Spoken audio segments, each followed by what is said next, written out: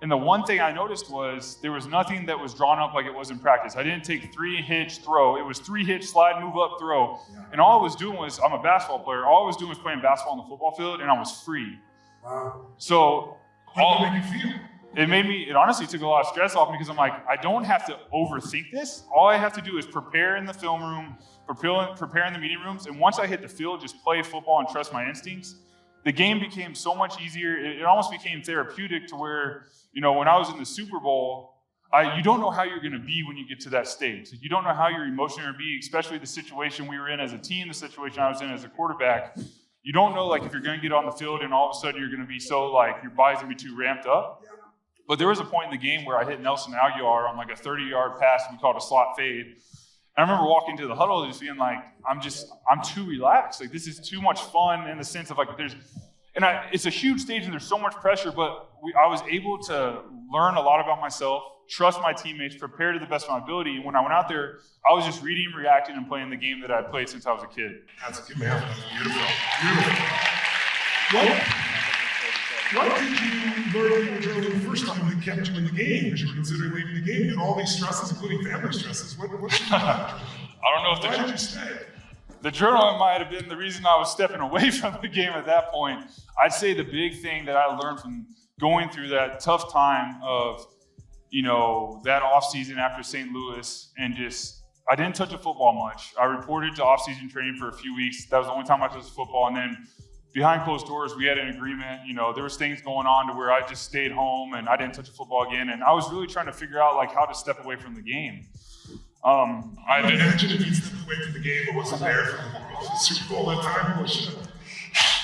That's wild. It is wild. But what I learned through that time was I was going through so much. My wife and we talked about it, and Tori and I talked about everything. And my family was always supportive. They knew something deep down inside me I had to deal with. And it talks a lot about in that MVP press conference of when you're going through struggles, when you're going through those times, you're growing. I knew deep down, the good Lord was allowing me to grow in a way, but I wasn't really moving forward. And it wasn't until I went on a fly fishing camping trip with my brother-in-law and got away and came back. And I had already texted Andy Reid that I wasn't going to play anymore. And, he's a great mentor. I love that man. I got back, I talked to my wife, 6 teams had called, and I felt the pressure coming again. I couldn't handle it. Tears start coming out. I just don't want to play again. I can't do it. But I remember sitting there with her. It was tough on her because she knew that she didn't want me to play. She knew that there was something deep inside of me that I had to face because I had the ability to play. There was something I needed to face. And I remember at that moment I said a prayer. And in the prayer, I was just basically asking God to point me a direction. And he didn't. But what I felt was I needed to choose. I needed to choose to step away from the game or I needed to choose to go back. Either way, it would have been fine because I would have trusted in him. But the reason I chose to come back and play at that moment in my life was that was what I was so fearful of. And I needed to face it because I know fear doesn't come from God. And I needed to trust God to go into that. That's the thing I didn't want to do. Yeah. So I decided to go face that fear.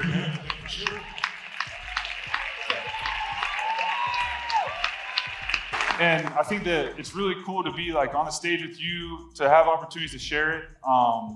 Because I think it's tough for people to talk about. It was tough for me to talk about it. But then when I decided to go back and play, it was every moment it's always been to glorify God, to impact people, to build that relationship in the locker room, to be in the community, to be a husband, be a father, keeping my priorities straight. And it just, the game, before a lot of NFL players, you're trying to hang on to the NFL. You're trying to hang on until you get cut. I chose to go back and play. And, thankfully the Kansas City Chiefs had me at that point. Coach Reid had me.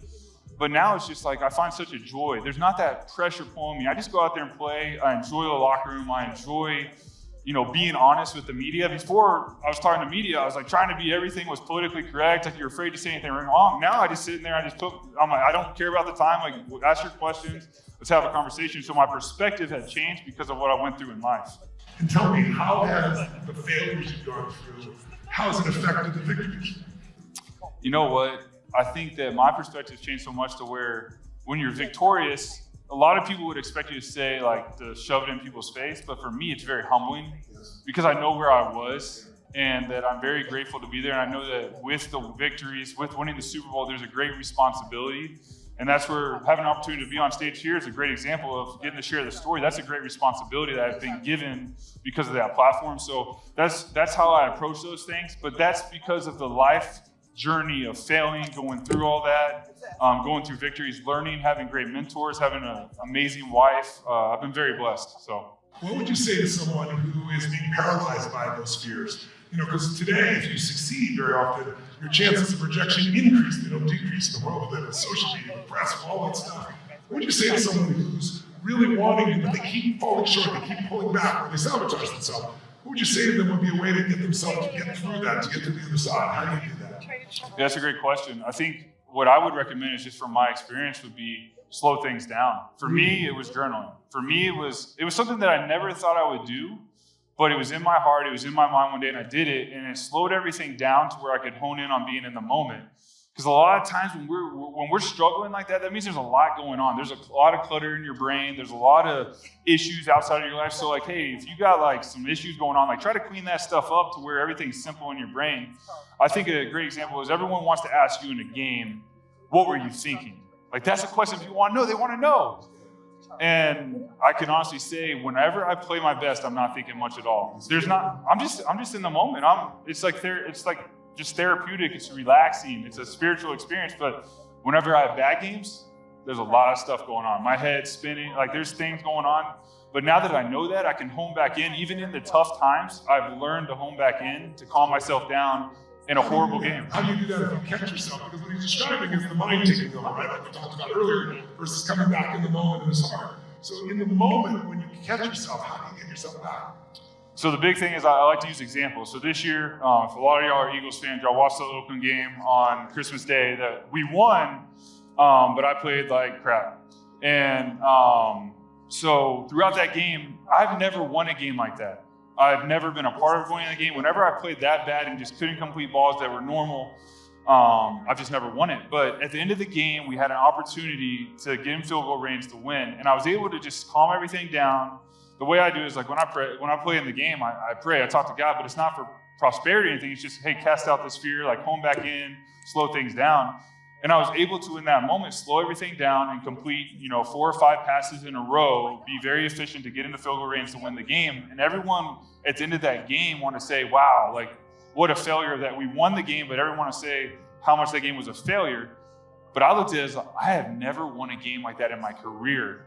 So but you built the success out of it. I built a success out of it. It was a matter of perspective. Yeah. But I had to learn that perspective. You found what was right in the middle of what everybody saw was wrong. Absolutely. Targets. Like we said earlier, you only build on success, you can't build on failure. That's very true. Very beautiful. Very true. Give him a hand for that, please.